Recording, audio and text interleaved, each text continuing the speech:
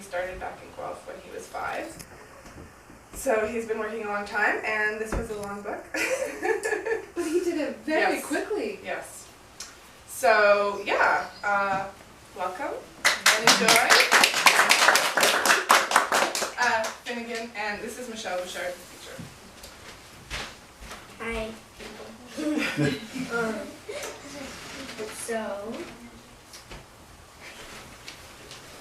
The first piece, since you have those, is Bellstairs by Schubert, and it's a lullaby composed in 1816. Here are some of the lyrics. Slumber, slumber, oh my darling baby, gently rocked by mother's gentle hand, softly rest and safely slumber, while she swing thee by this cradle band. Did you know Schubert wrote over 1,000 pieces of music, even though he only lived to the age of 31?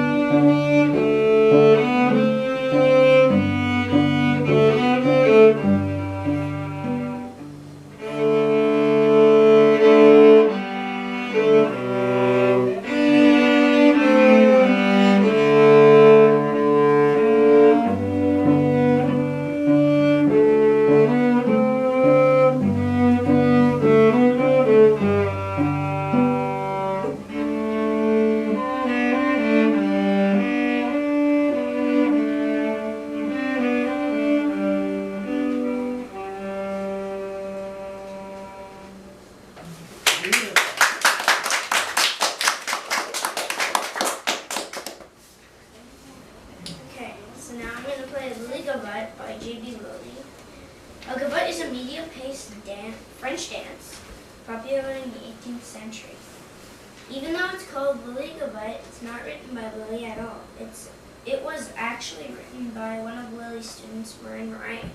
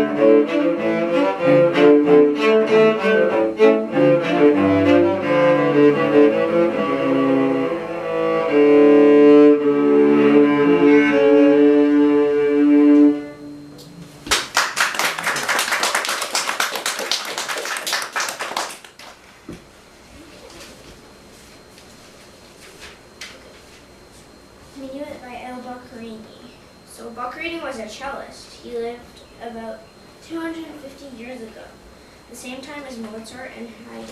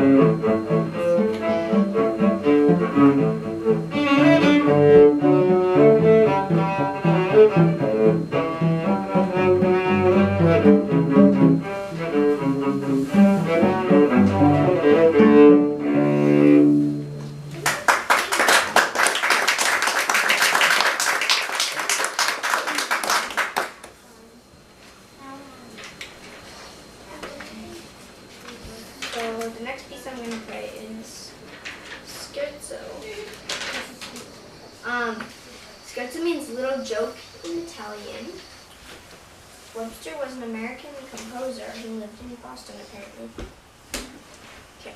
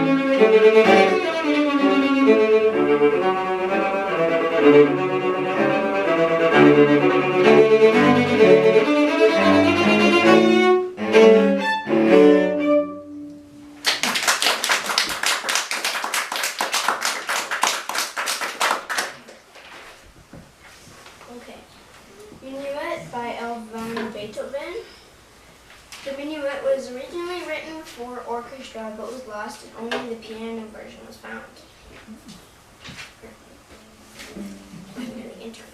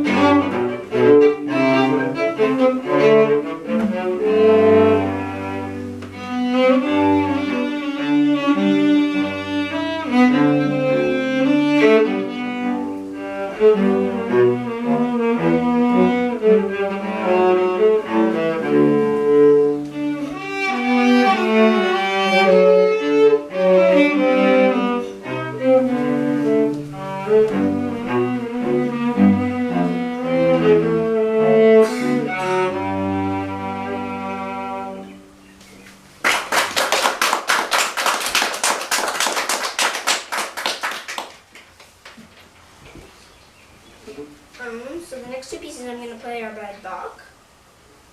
So he was German, and he had 20 kids. Oh. And 2 wives.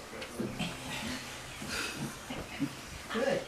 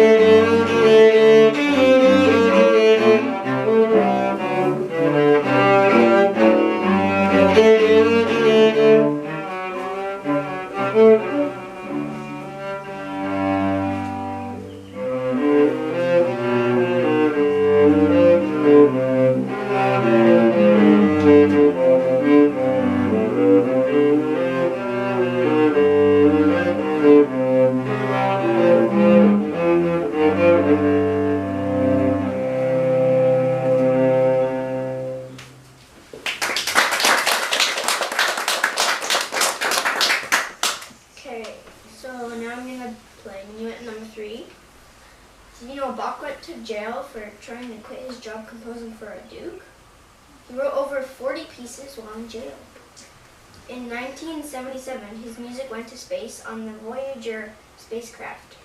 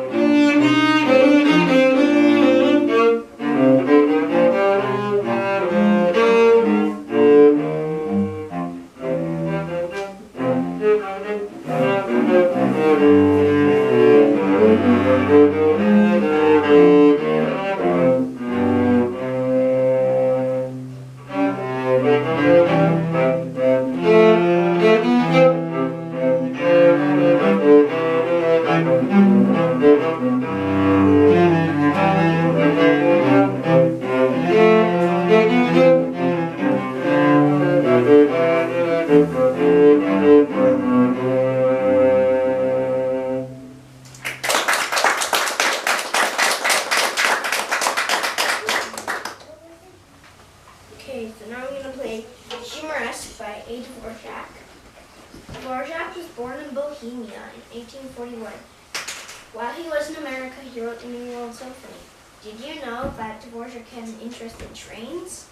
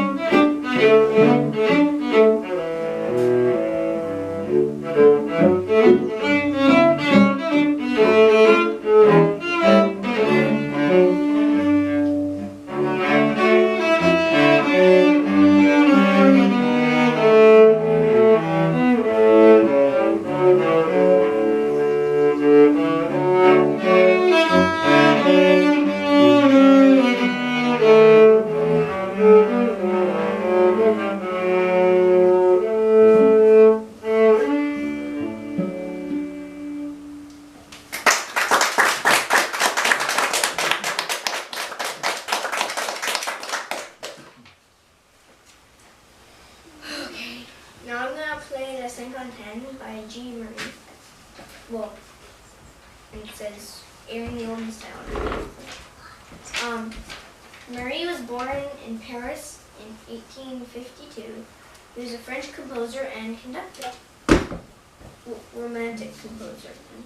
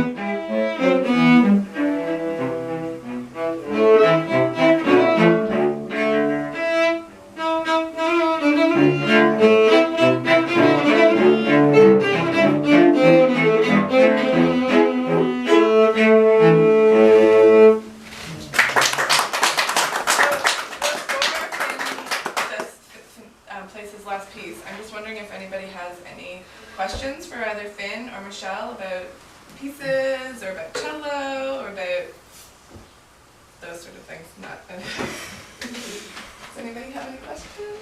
I just know I never really appreciated cello until I listened to Finn. It's a beautiful, beautiful instrument. I always thought it was a deeper, more sorrowful. It can be. It can be, yes. It must have been the music that I listened to, but it just can play anything. This is beautiful. Very versatile.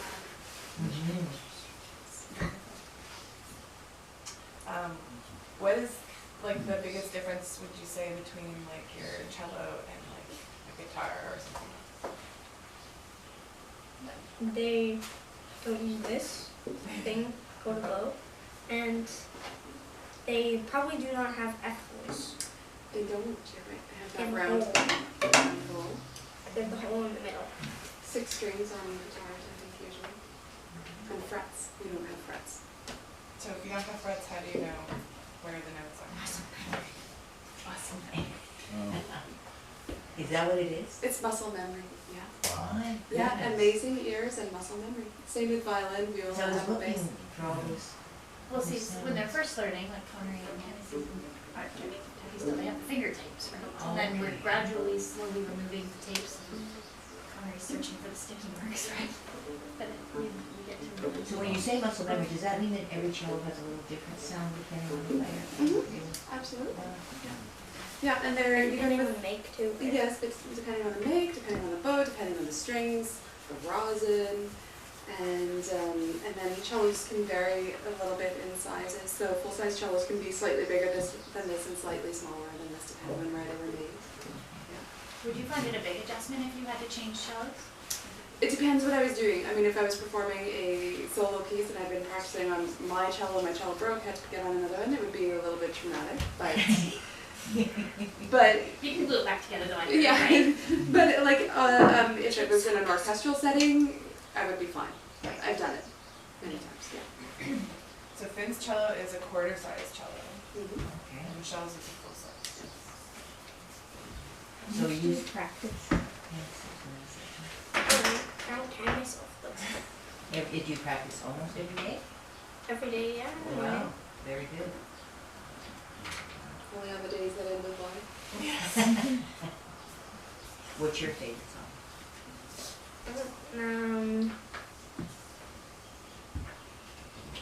Don't have one? No, not really. The That's newest good. piece he's playing is usually his favorite. Favorite? Well, that's good. Something Finn, new. which was the most difficult piece today? Oh, I haven't played it yet. Oh, that's a good thing, yes. Still a lot? Yes. They're all The pretty best good. for last. Yeah, because he's playing them in order. So like the first piece he played was the first piece in the book that he learned. So it was a transition sort of from book two. So you remembered it well. Well, he's playing. Yes. So it's like he's training for a marathon. Today it's his marathon. Well, this is wonderful. Speak of household. And then Yes, he yes. won't play these pieces for a while. Yeah. Do you want to introduce the last piece maybe? Okay. Yeah, I'm gonna play another piece by Bach. It's called Allegro Moderato. And Allegro Moderato was originally written for viola da gamba and harpsichord. A viola da gamba is similar to the cello, but different in 3 ways. 1, it has a baroque bow, not like this one, like a bow and arrow bow, technically, but not really. 2, it has no end pin, and 3, it's got frets like a guitar. So that's the only string instrument that does have frets, like a guitar, except guitar's a string instrument. So.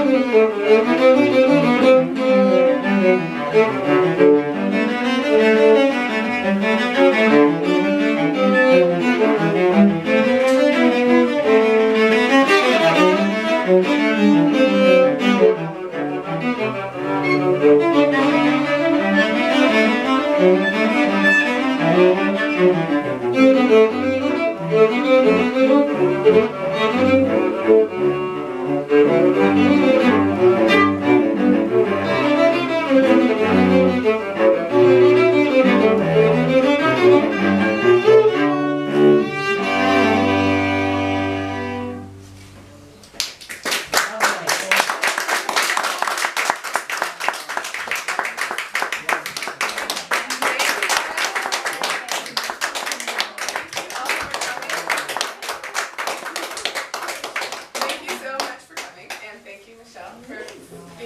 piece today, but also being his